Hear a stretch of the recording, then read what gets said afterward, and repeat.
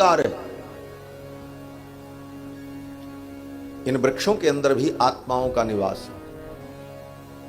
बिहार में पटना के पास एक बहुत बड़ा मठ है, तरेत पाली मठ। वैष्णवों का मठ है, बड़ा प्राचीन है, कई सौ वर्ष पुराना। वहां के स्वामी जी महाराज थे, स्वामी श्री वासुदेवाचार्य जी महाराज। उनके यहां उनके बगीचे में एक बैगन का पेड़ था। ये ज्यादा दिन की घटना नहीं है, अभी लगभग 50-60 वर्ष पूर्व की हमारे पूज्य स्वामी जी महाराज के सामने की यह घटना वो सुनाया करते थे कि वो बैगन का पेड़ था और उस बैगन के पेड़ से रोज 1-1.5 किलो 2 किलो बैगन निकलता था। उसकी झाड़ जो है बड़ी हो गई थी, फैल गई थी, और लगभग 12-13 वर्षों तक वही एक पेड़ रहा। उस पेड़ से हर दूसरे तीसरे दिन 1.5 किलो 2 किलो बैगन निकले।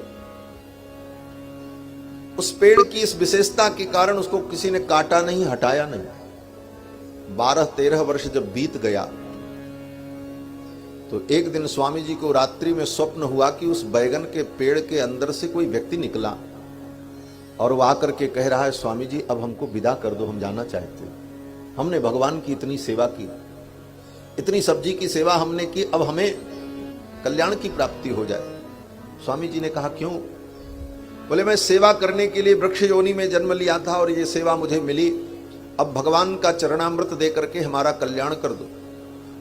उस स्वप्न को सत्य मानकर स्वामी जी महाराज ने प्रातः काल उठकर मंदिर में जो भगवान का चरणामृत होता है, स्नान कराने के बाद उस चरणामृत को ले जाकर एक कटोरी चरणामृत उस पेड़ की जड़ में डाल दिया।